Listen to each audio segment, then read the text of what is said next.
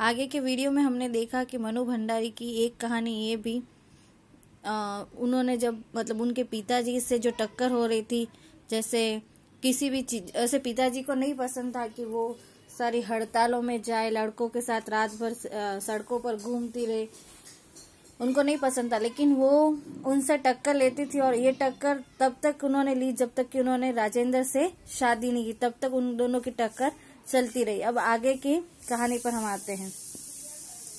यश कामना, बल्कि कहूँ कि यश लिप्सा पिताजी की सबसे बड़ी दुर्बलता थी। मतलब यश कामना, किसी को भी, जैसे आप भी हो तो आपको भी मतलब ये कि कोई आपकी तारीफ करेगा तो अच्छा ही लगेगा, तो उनके पिताजी को भी ये एक बहुत बड़ी दुर्बलता थी उनकी कि वो सब लोग उनकी तारीफ करें, उनके यश की कामना करें ऐसा।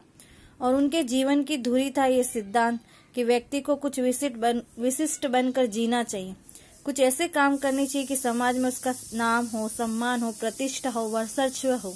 और ये आज के हर नागरिक की, हर कोई इंसान की ये कहानी है कि हम लोग इस समाज में अपना नाम कमाना चाहते, सम्मान पाना चाहते, हमारी प्रतिष्ठा हो, लोग हमें हमारे आगे पीछे घूमे, जी हजूरी करे, ये सबकी कामना होती है। तो उनके पिताजी की भी सेम ऐसा ही था।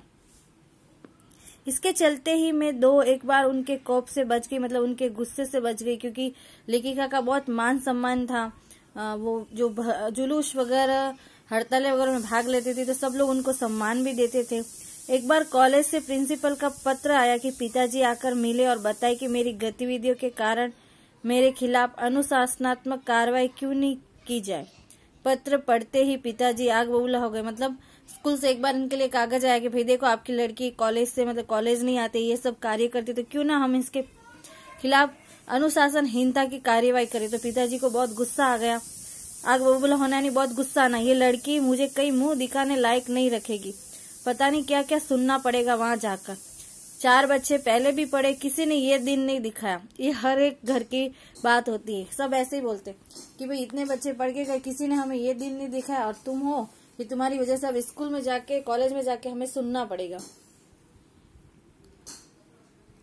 गुस्से से भनाते हुए, मतलब चिल्लाते हुए वे गए थे। लौटकर क्या कहर बरपा होगा, मतलब कितना गुस्सा बरसा होगा, इसका अनुमान था। सो मैं पड़ोस के एक मित्र के यहाँ जाकर बैठ गई। माँ को कह दिया कि लौटकर बहुत कुछ गुबार निकल जाए तब बुलाना। लेकिन जब माँ ने आकर कहा कि वे तो खुश ही है, चली चल, तो विश्वास नहीं हुआ। गई तो सही, लेकिन डरते डरते। सारे कॉलेज की लड़कियों पर इतना रौब है तेरा, सारा कॉलेज तुम 3 लड़कियों के इशारे पे चलता है। मतलब ये तेरा कॉलेज में रौब चलता है, तुम 3 लड़कियां जो हो, सारी लड़कियां तुम्हारे इशारे पे काम करती है। प्रिंसिपल बहुत परेशान थी और बार बार आग्रह कर रही थी कि मैं तुझे घर बिठा लूं, क्योंकि वे लोग किसी तरह डरा धमकाकर, डांट डपट कर लड़कियों को क्लासों में भेजते हैं। और अगर तुम लोग एक इशारा कर दो कि क्लास छोड़कर बाहर आ जाओ, तो सारी लड़कियां निकलकर मैदान में जमा होकर नारे लगाने लगती है। मतलब ये कि वो एक तरह की नेता है, उसके कहने पे सारी लड़कियां हैं। तो स्कूल वाले उनसे परेशान है, इसलिए उनको बुलाया था। तुम लोगों के मारे कॉलेज चलाना मुश्किल हो गया उन लोगों के लिए। कहा तो जाते समय पिताजी मुंह दिखाने से घबरा रहे थे, और कहा बड़े गर्व से कहकर आए कि ये तो पूरे देश की पुकार है, इस पर कोई कैसे रोक लगा सकता है भला। मतलब गए थे तब तो गुस्सा होकर गए थे कि पता नहीं ये लड़की हमें मुंह दिखाने लायक नहीं छोड़ेगी, लेकिन आए तब खुश हो गए, क्योंकि उनको समझ में आ गया कि उनकी लड़की, ये सब पूरे देश में हो रहा है, एक आध जन तो जिम्मेदारी ले रहा है आगे होने की, तो उनको अच्छा लगा। बेहद गदगद, मतलब बहुत खुशी से स्वर में पिताजी ये सब सुनाते रहे, और मैं अवाक, मतलब एकदम देखती रह गई। मुझे ना अपनी आंखों पर विश्वास हो रहा था, ना अपने कानों पर ये हकीकत है, क्योंकि कभी उन्होंने तारीफ ही नहीं की, और इतनी तारीफ कर रहे थे इसलिए उनको उनकी आंखों पर भी विश्वास नहीं हो रहा था और कानों पर भी। एक घटना और, आजाद हिंद फौज के मुकदमे का सिलसिला था। सभी कॉलेज, स्कूलें, दुकानों के लिए हड़ताल का आह्वान था। जो नहीं कर रहे थे, छात्रों का एक बहुत बड़ा समूह वहां जाकर हड़ताल करवा रहा था। शाम को अजमेर का पूरा विद्यार्थी वर्ग चौपड़, मुख्य बाजार का चौरा पर इकट्ठा हुआ और फिर हुई भाषणबाजी। इस बीच पिताजी के एक निहायत दकियानुसी मित्र ने घर आकर अच्छी तरह पिताजी की लू उतारी।